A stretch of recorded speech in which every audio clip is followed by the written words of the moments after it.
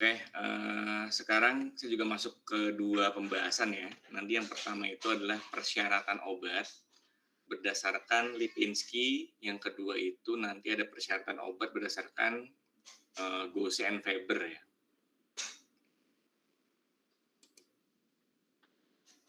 Oh ya, nanti tolong untuk PJ dan juga mungkin untuk yang lainnya ya, kalau PJ-nya lupa, tolong semuanya untuk mungkin 2 minggu lagi ya, kita akan mencoba docking molekuler ya. Jadi siapkan beberapa software yang dibutuhkan. Yang pertama itu PyRX nanti, yang kedua itu adalah Discovery Studio ya. Jadi yang belum install atau belum, harusnya sih udah mencoba semua ya harusnya ya, balik lagi.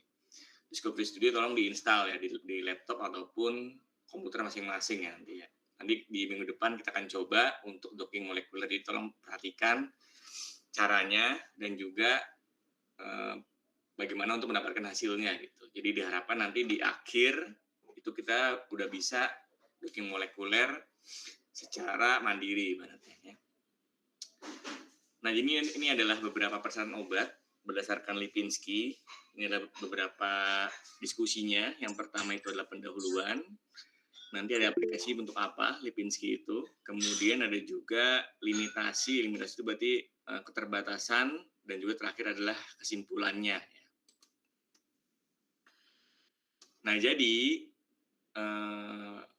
obat itu maksudnya struktur dari senyawa bahan kimia misalnya bisa digunakan sebagai obat.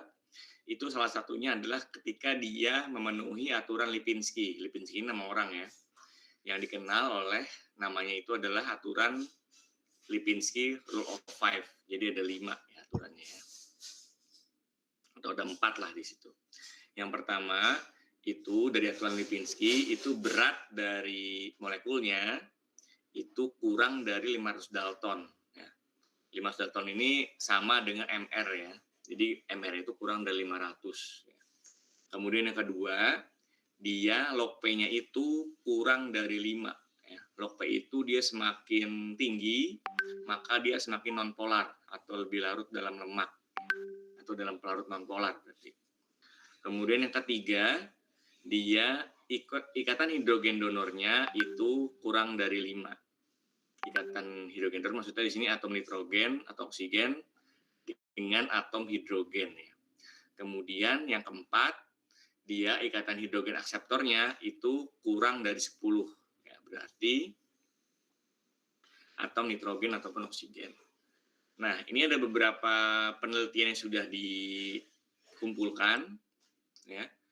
Dari tahun, ada 2 termin di sini, dari tahun 1994 sampai 97 dan juga dari tahun 2013 sampai 2019 ya. Kita lihat di sini bahwa kalau yang tahunnya lebih lama dari 94 sampai 97 dia cenderung lebih kecil biasanya ukuran obatnya gitu. Kita lihat bahwa dia MR-nya itu rata-ratanya adalah 397 ya. Kalau dibandingkan dengan 2013 itu jauh lebih besar di situ.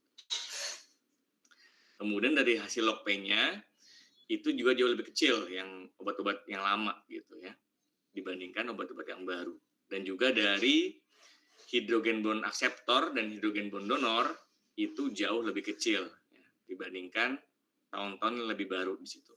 Karena kenapa? Karena umumnya obat-obat yang baru itu banyak mengalami modifikasi ya. Nah, karena dia banyak mengalami modifikasi, otomatis berakibat pada ukuran lebih besar biasanya kan. Karena kan modifikasinya itu biasanya pada gugus fungsi. Nah, gugus fungsi itu karena banyak penambahan gugus fungsi di situ, obatnya jadi lebih besar. Tapi selain itu juga selain lebih besar juga lebih polar. Kemudian juga hidrogen bond donor dan akseptor jauh lebih banyak di situ. Nah, kalau kita lihat di sini, persen BRO 5 ini maksudnya ini banyak obat yang dia di luar aturan Lipinski ya. Itu 21,9% bandingkan dengan yang tahun baru nih ya, dari 2013 sampai 2019. Dia yang di luar aturan Lipinski sangat banyak ya. hampir 40% di situ ya, dengan jumlah sekitar 154 ya, dari totalnya. Ini misal dilihat ya, dari tahun 94 sampai 97 ya, dibagi nanti itu kurang lebih ada 142 senyawa yang digunakan sebagai obat. Dari tahun 2013 sampai 2019 itu 288 ya. Jauh lebih banyak sebenarnya, hampir 2 kali lipat dibandingkan yang jadul atau lebih lama. Tapi konsekuensinya banyak yang di luar Lipinski di situ ya. Karena otomatis karena ada penambahan dan juga modifikasi gugus fungsi, otomatis dia jauh lebih besar, kemudian jauh lebih nonpolar dan juga banyak mengalami penambahan hidrogen, bond dan juga akseptor di situ. Nah, tapi limitasinya si aturan Lipinski ini rata-rata tidak berlaku untuk yang non-oral drugs. Ya. Maksudnya apa? Maksudnya seperti obat-obat yang parenteral, topikal ataupun okular, dia tidak berlaku. Karena kalau kita bisa lihat di sini, dia untuk obat-obat topikal biasanya memiliki berat molekul yang tinggi gitu. Makanya otomatis dia pasti tidak lolos di Lipinski. Kemudian yang kedua, aturan Lipinski ini mungkin untuk sebagian obat itu, sebagian senyawa itu tidak memenuhi, tapi ternyata senyawa tersebut memiliki kemampuan untuk menyembuhkan. Artinya sebagai kandidat obat yang baik di situ. Dan terus yang ketiga, karena aturan Lipinski ini sangat saklek ibaratnya, mungkin dia dapat membatasi eksplorasi obat-obat baru di situ ya. Kita bisa lihat di sini ada beberapa obat yang tidak masuk aturan Lipinski ya. Terutama di tahun 96 nih ya. Seperti misalnya tacrolimus ya, di sini dia itu nggak masuk aturan Lipinski karena memiliki bobot molekul yang tinggi 804 ya. Padahal di aturan Lipinski maksimal itu adalah 500 ya. Kemudian ada diritromisin ya dengan nama dagang Dynabec di situ. Itu juga sama tuh. Molecular weight-nya itu dan juga hidrogen bond akseptornya itu tidak masuk ke aturan Lipinski. Malah yang makin baru mungkin makin banyak ya yang tidak masuk ke aturan Lipinski, tapi dia tidak membatasi penemuan obat-obat baru karena nanti ada aturan lain seperti aturan Gaussian-Weber nanti.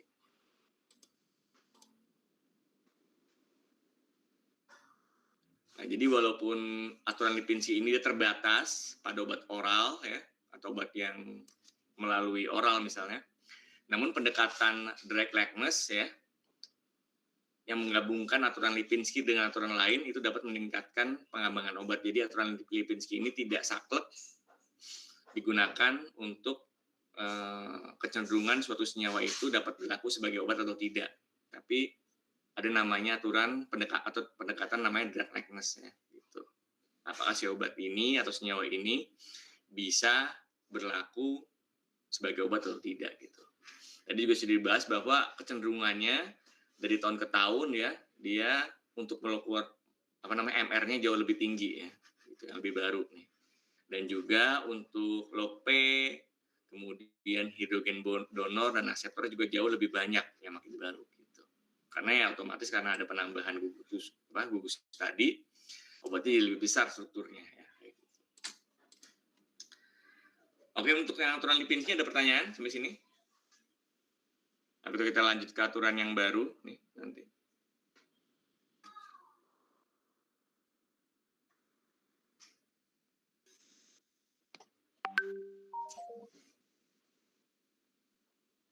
Lanjut lagi ke aturan yang baru ya. Mudah-mudahan udah ngerti ya. Nah, ini adalah persyaratan obat yang lain. Selain ada aturan Lipinski, ada juga aturan atau persyaratan obat itu yang dirancang oleh Gose and Weber, ini 2 orang ya.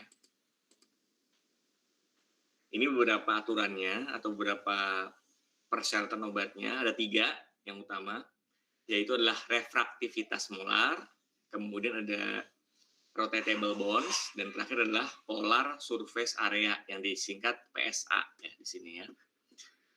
Nanti juga ada pendahuluannya. Jadi menurut Gose and Weber ya, 2 orang ini dia berfokus pada bioavailabilitas oral ya.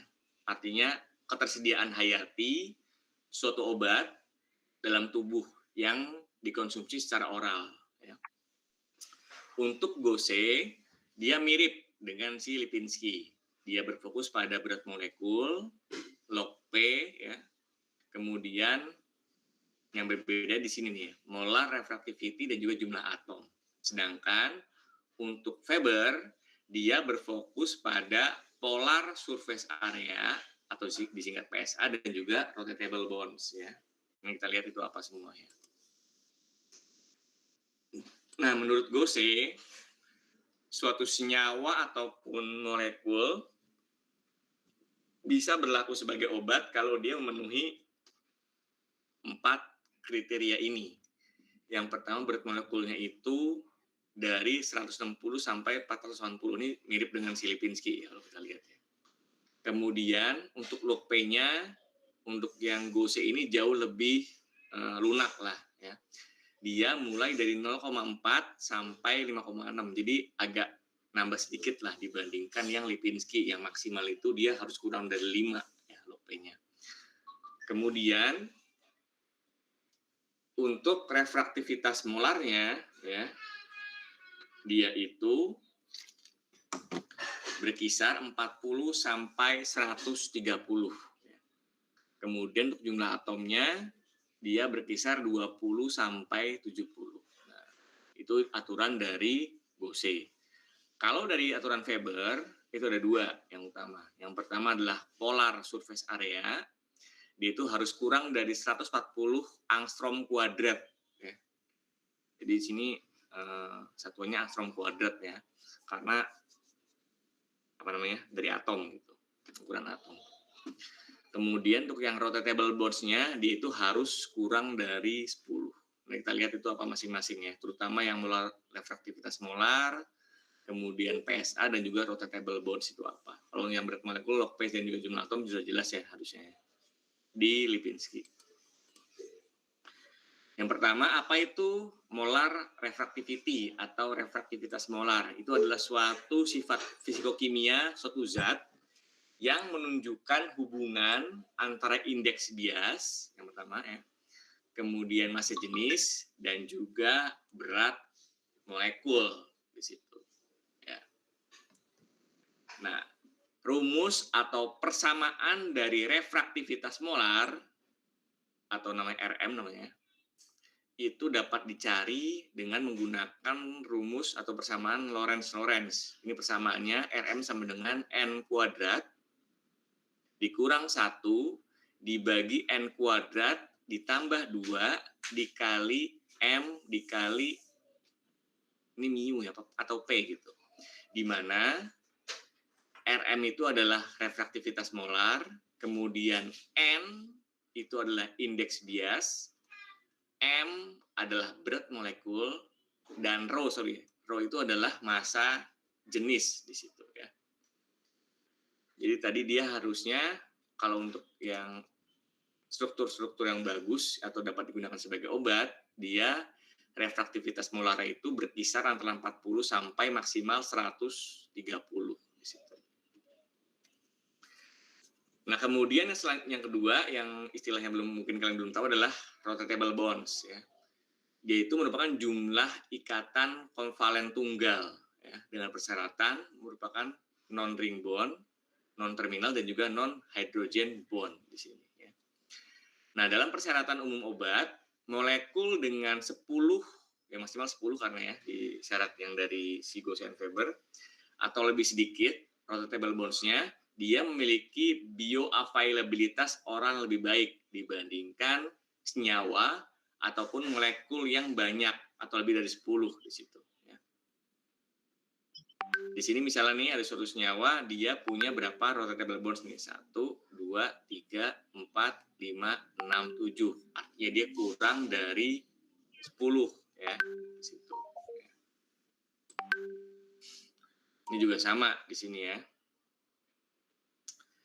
Berarti dia punya berapa nih? 1 harus yang ini ya, yang dengan ringnya ya, 1, 2 ya maksimal ya. Kemudian yang ini punya 1 di sini. Yang ini nggak dihitung ya, karena persyaratan adalah non-ring bond, non-terminal, dan non-hydrogen bond di situ.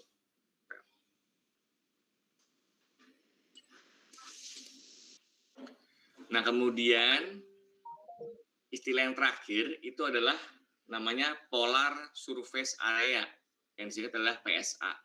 Nah, PSA ini menggambarkan area yang terisi oleh atom-atom polar, seperti oksigen maupun nitrogen pada suatu molekul ataupun senyawa. Ya.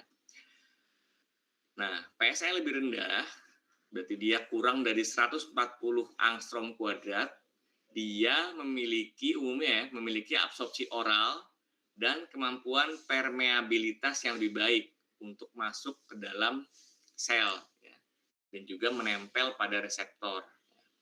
Di sini kelihatan bahwa contohnya adalah sinarizin, dia punya total polar surface area atau disingkat TPSA 6,48. Untuk yang desloratadin, dia punya PSA 24,92. Ya, untuk rupatadin, dia punya PSA 29,02. Untuk yang prometazin, dia punya PSA 6,48. Terlihat bahwa ketika banyak atom nitrogen di sini, ya, pada suatu molekul, terutama pada nitrogen-nitrogen yang pada gugus-gugus imidazol misalnya, dia dapat meningkatkan PSA-nya karena ketika ada nitrogen maupun ada oksigen, dia dapat lebih polar untuk senyawa-senyawa maupun molekul-molekulnya. Oke, untuk yang Gosen-Weber apakah ada pertanyaan? Sudah jelas? Sudah jelas, Bapak. Oke, saya ingatkan lagi ya, untuk 2 minggu ke depan, tolong siapkan dan tolong diinstal software-software yang digunakan untuk docking molekuler. Yang pertama itu adalah, harusnya sudah ada ya, Discovery Studio. Yang kedua itu adalah software PYRX namanya. Nanti kita gunakan 2 software itu dulu ya, untuk docking molekuler. Nah, semoga untuk kalian yang mungkin ya tertarik penelitian di kimia medisinal, mungkin dapat insight lah di situ.